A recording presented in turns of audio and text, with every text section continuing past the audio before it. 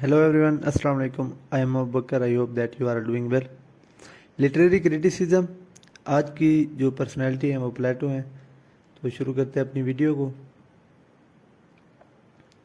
Literary criticism का chapter number one भी है और प्लेटो जो हैं वो लिटरेरी क्रिटिसिज्म में जो मतलब जो फर्स्ट क्रिटिक हैं वो प्लेटो हैं। ठीक है, तो उनकी डेट ऑफ बर्थ क्या है 397, डेट ऑफ डेथ क्या है 429 BC बिफोर क्रिस्ट।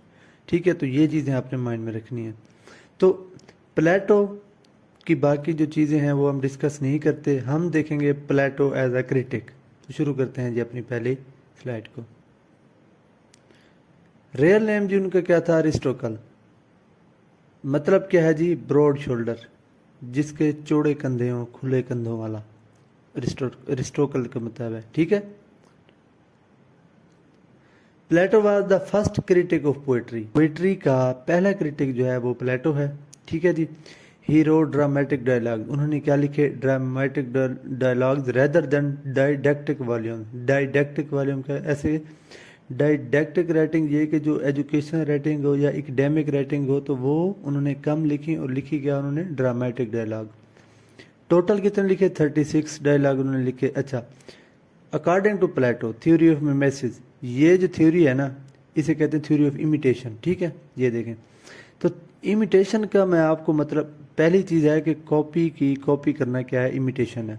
फिर वो क्या कहते हैं, द आर्ट, ये तो है कि जो हम ओवरऑल बात कर रहे हैं कि प्लेटो की जो थ्योरी है उसका नाम क्या है, imitation, Plato theory of imitation या प्लेटो थ्योरी ऑफ मिमेसिस। ठीक है, उसमें कहते हैं the art deal with illusion. ठीक है, जो आर्ट है वो डील करती है इल्यूजन के साथ, फ्रेब के साथ। ठीक है, and they are imitation.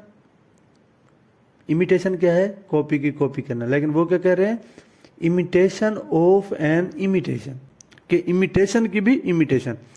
Hence they are twice removed from reality, और ये कितनी बार रिमूव्ड है, ट्वाइस, 2 बार रियलिटी से। एक ओरिजिनल चीज़ है, फिर फेक, सॉरी फिर कॉपी, तो फिर क्या, imitation.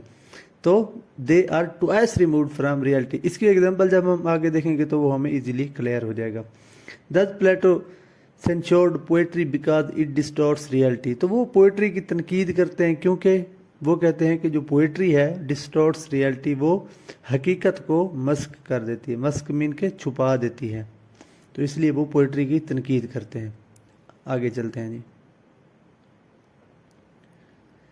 Plato disapproves of poetry because it is immoral, and as a philosopher he disapproves it because it is based on falsehood. ठीक है, अब वो क्या कहना चाह रहे हैं। अब पहली बात वो करते हैं कि वो मुखालफत करते हैं पोइट्री की। क्यों करते हैं वो, क्योंकि वो कहते हैं कि इट इज़ इमोरल, ये गैर इखलाकी है। ठीक है, and as a philosopher he disproves, as a philosopher वो इस चीज़ को दोबारा वो कह रहा है कि पहले वो मुखालफत करते हैं क्योंकि ये गैर इखलाकी है, फिर एज अ फिलोसफर वो क्यों मुखालफत करते हैं, वो कहते हैं कि it is based on falsehood, तो ये गलत स्टेटमेंट पर जो है बेस करती है, तो इसलिए ये वो मुखालफत करते हैं पोइट्री की। ठीक है, according to Plato philosophy is better than poetry. ठीक है, वो एक फिलोसफर थे तो वो कहते हैं कि फिलोसफी बेहतर है पोइट्री से, because philosopher deal with ideal truth. ठीक है, जो फिलोसफर है वो किस चीज़ के साथ डील करता है, आइडियल ट्रूथ के साथ। फिलोसफर बात करता है सच्चाई की, whereas poet deals with that what appear to him illusion, कि जो पोएट है वो किस चीज़ के साथ डील करता है, वो इल्यूजन के साथ, फरेब के साथ, जो उसे आए समझ वो बोल देता है। तो वो कहता है कि जो फिलॉसफी है वो पोएट्री से बेहतर है। ठीक है, फिलोसफर किस चीज़ के साथ डील करता है, फिलोसफर बात करता है आइडियल ट्रुथ की, पोएट बात करता है फरेब की। ठीक है, according to Plato truth of philosophy was more important. ठीक है, फिलॉसफी की सच्चाई ज़्यादा अहम है किस चीज़ के साथ, प्लेयर ऑफ पोइट्री, पोइट्री की तस्कीन से फिलॉसफी का जो सच है वो ज़्यादा इंपॉर्टेंट है। ओके, नेक्स्ट चलते हैं जी। उन्होंने एतराज़ किया, ऑब्जेक्टेड किया पोइट्री को 3 ग्राउंड पर। अच्छा, किस चीज़ पर, education, philosophical, moral view point. तो इन 3 जो बेसिक एलिमेंट हैं उन पर उन्होंने ऑब्जेक्ट किया पोइट्री पर। ठीक है, इन 3 ग्राउंड्स पर। अब ये बात मैं आपको बता दूं कि ये जो हमने थ्योरी ऑफ इमिटेशन देखी थी, अब ये उसकी एग्जांपल है। ठीक है, अब वो कहते हैं in this theory of mimesis he give an example of carpenter, ठीक है, एंड अ चेयर। एक कारपेंटर की और एक कुर्सी की वो मिसाल देते हैं। The idea of chair first came in the mind of carpenter. अब जो आइडिया आ रहा है ना चेयर बनाने का, वो किसके माइंड में आ रहा है? कारपेंटर के। He gave physical shape to his idea out of wood and created a chair, ठीक है। तो फिर जो माइंड में आइडिया पहले आया है, फिर वो उसे फिजिकल शेप देता है लकड़ी को इस्तेमाल करके और एक चेयर बनाता है, ठीक है। फिर वो कहता है the painter imitated the chair of the carpenter in his picture of chair, ठीक है।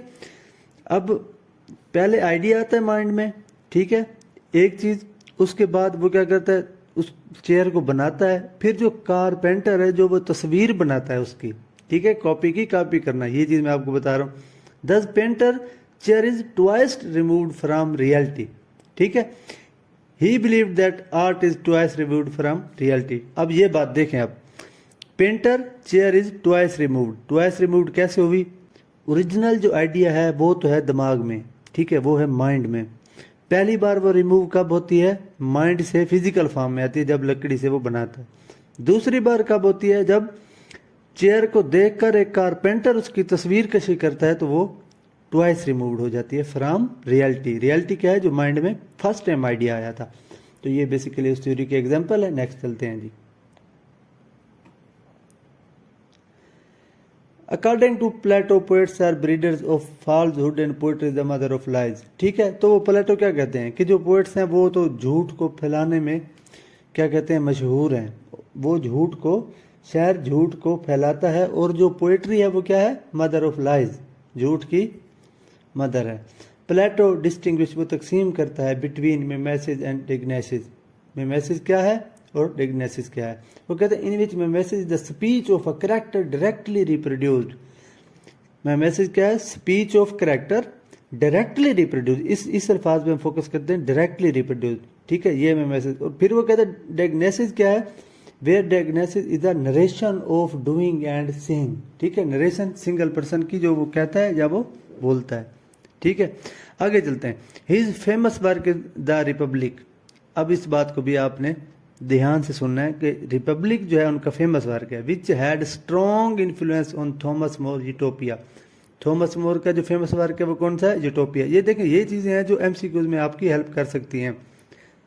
The issue of privileging speech over writing was taken from discussion in Phaedrus, ठीक है। जो स्पीच ओवर राइटिंग का जो इशू था वो उन्होंने कहाँ से लिया था? फेडरस से। आगे चलते हैं।